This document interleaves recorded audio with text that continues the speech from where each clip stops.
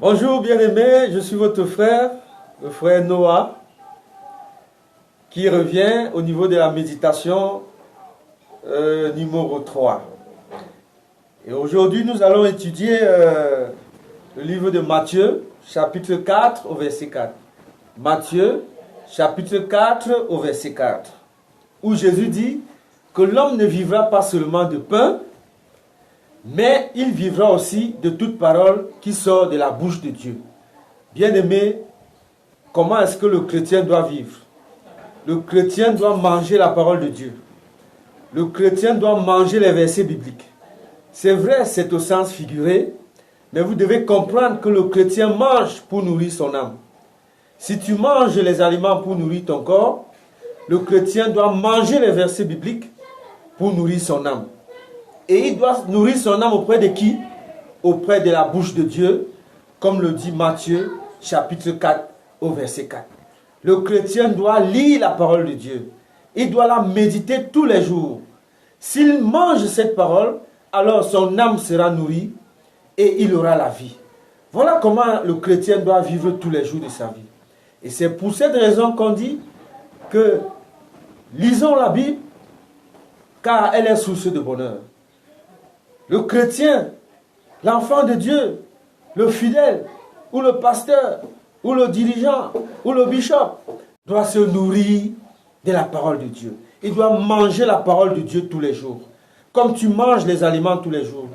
La ration alimentaire d'un enfant de Dieu, c'est la parole de Dieu, c'est l'évangile. Il doit manger les versets tous les jours. Ces versets vont seulement nourrir, non seulement nourrir son âme, mais nourrir aussi sa chair. Bien-aimé, je vous assure, voilà comment le chrétien doit vivre. En mangeant la parole de Dieu. On mange la parole de Dieu. Quand on la mange, elle entre dans notre cerveau et notre mémoire, la carte mémoire de notre cerveau l'enregistre. La carte mémoire de notre cerveau l'enregistre et cette parole reste dans notre cerveau, entre dans notre système nerveux. Et lorsque nous sommes devant une difficulté, nous nous rappelons de la parole qu'on a lue et nous sortons vainqueurs, n'est-ce pas, de l'épreuve. Bien-aimé, le chrétien a du travail à faire. Si la ménagère va au marché pour acheter de la nourriture, c'est pour se nourrir. Toi aussi, toi enfant de Dieu, tu dois aller dans la Bible, prendre la peine, l'ouvrir et la lire pour pouvoir manger à la bouche de Dieu. Et la bouche de Dieu, c'est quoi? La bouche de Dieu, c'est la Bible. Ce sont les saintes écritures. Tu dois aller à l'intérieur pour lire, pour te nourrir de ces versets bibliques. Et là, tu vas nourrir ton corps, ton âme et ton esprit.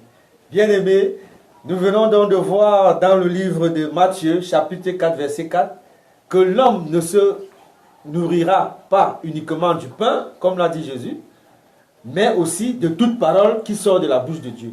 Et la bouche de Dieu, c'est où? La bouche de Dieu, c'est la parole de Dieu. C'est la Bible. Et la nourriture, c'est quoi? La nourriture, ce sont les versets bibliques. Bien-aimé, tu dois manger ces versets bibliques pour pouvoir résister, pour pouvoir avoir la foi. Bien-aimé, j'espère que tu as compris.